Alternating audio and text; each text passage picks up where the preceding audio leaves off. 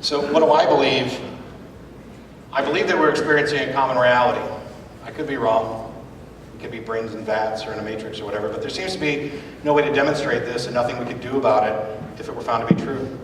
We're forced to operate by the rules of the reality we experience, and if I suddenly fall into solipsism and convinced that you're all somehow figments of my imagination, that doesn't change the fact that my actions still have consequences within the scope of that. I believe that the scientific method, the investigation of ideas by means of reason and evidence, is the single most reliable method of discerning reality from fantasy. If some other way of knowing exists, it needs to be explained, understood, and must demonstrate its effectiveness and reliability.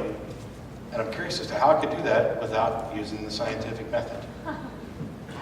I believe that the ability to make good decisions is necessarily dependent on the ability to distinguish the real from the unreal. Because of this, holding as many true beliefs and as few false beliefs about reality is my goal. It seems like the best foundation to make sure that your decisions actually map to reality. I believe that possibility is a great tool for tuning our creativity. So I'm a fan of science fiction. I'm a fan of exploration. I'm a fan of curiosity. I'm not about rigid answers. But I also believe that there are truths, because I believe we're in this reality, and that certain things are in fact true, unquestionably, well, not unquestionably, but after investigation, they are definitively true. They are demonstrably true. I believe that no idea is beyond question or criticism. I believe that some ideas are in fact ridiculous. Our understanding of reality requires this, that some propositions so greatly contradict our understanding of reality that they must be considered absurd or ridiculous or impossibility. And I believe that the claims of the religious are among those.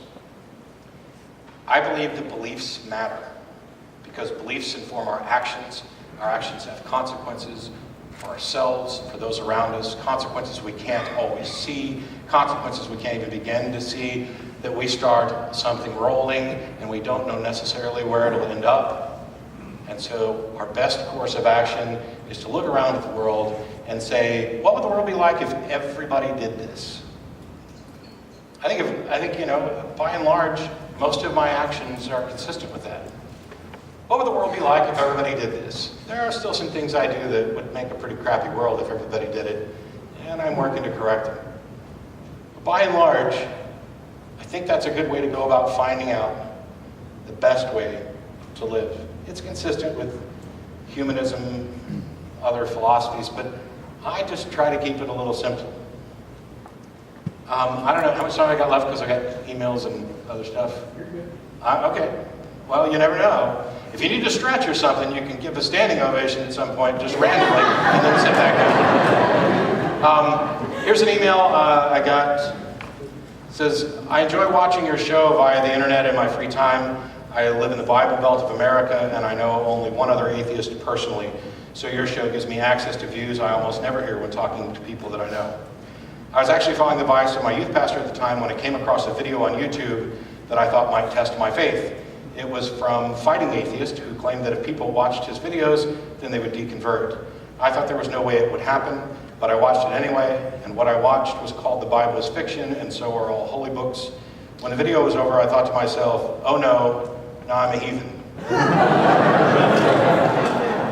This was devastating for me because my entire family is made of evangelical Christians.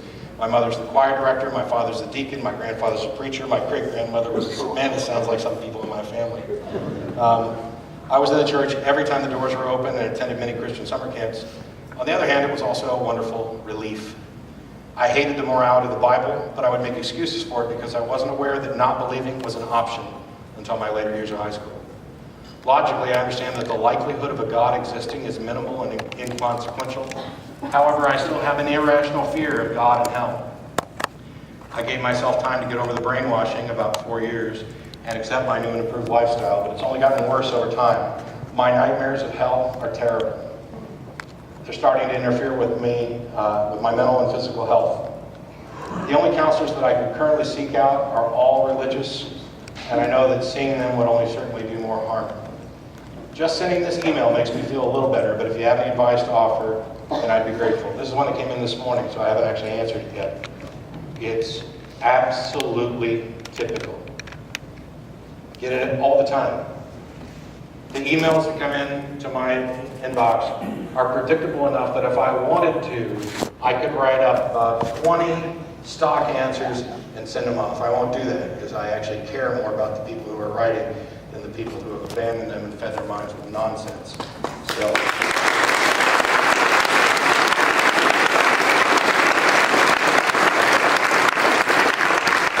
This is one that I kind of chuckle at.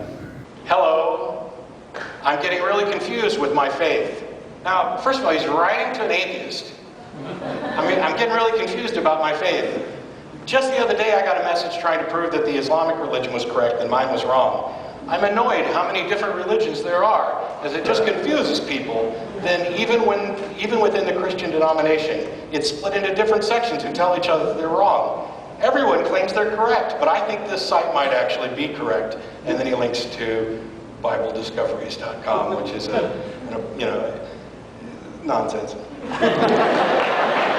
But it's one that I'm going to actually have to answer, because anybody who's desperately flailing around, struggling with their faith, who decides that the best thing they can do is write me is a smart son of a gun, I'm going to answer. Because I've been there, and I didn't have people to actually email, but I did have resources like infidels.org and books. Of course, everything back to Voltaire, but Dan Barker and others. Here's another one. I was born and raised a Mormon.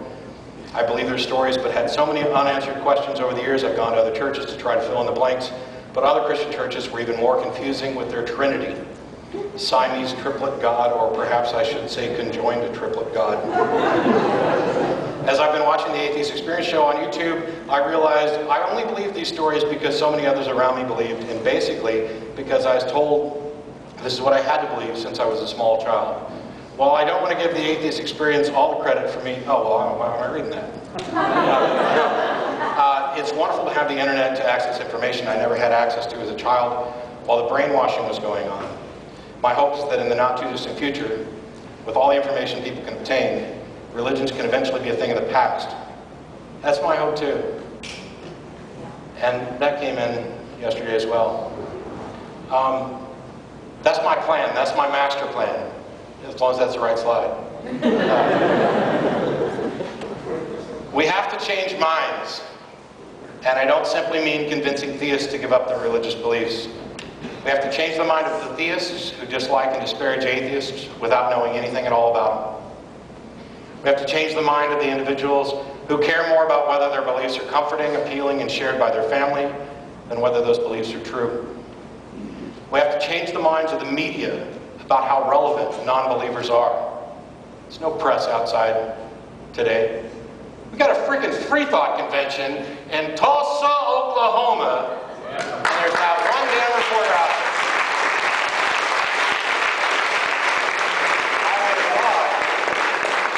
I would have thought that if some asshole from Texas who's a rabble-rouser came up here, somebody would have complained. But evidently, I'm not reaching out. By the way, my "You've Now Made It" moment came when a friend of Beth's posted on Facebook that she was coming to listen to me talk at her university, and her mom is a friend of hers on Facebook, and she goes, "Isn't that evil atheist that they taught us about in Sunday school?"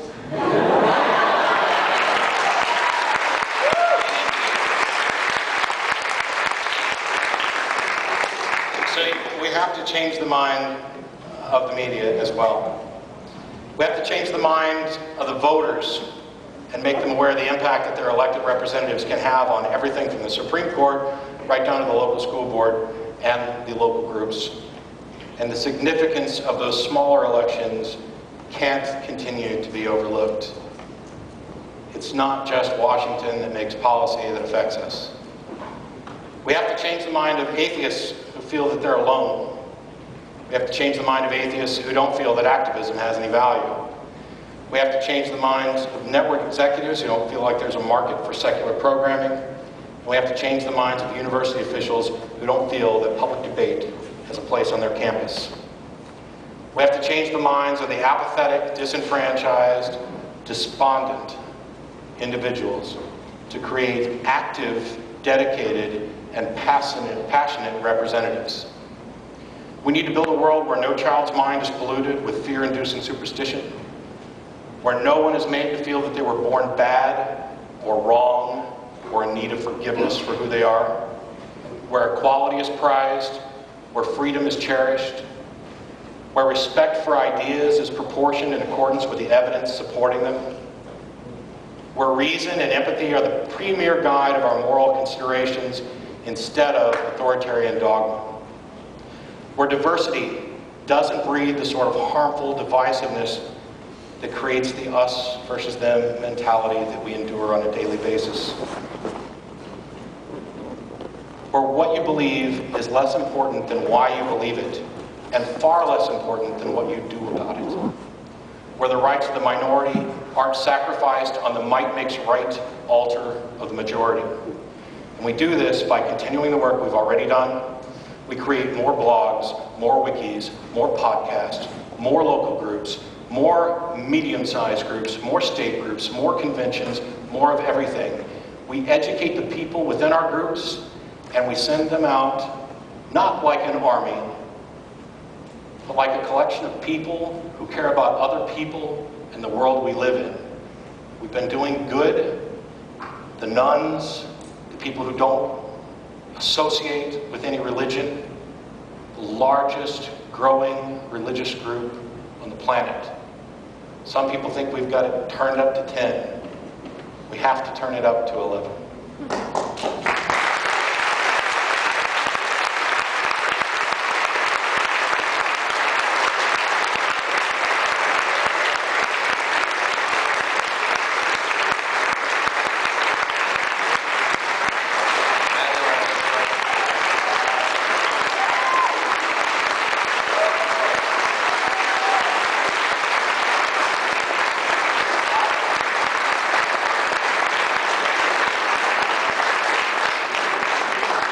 Are hot up here, man. And the suit, and the fact that it's like 104. Yeah, how about that prayer for rain? Thank you, Mary Fallon. All right, we're going to try to keep everybody seated.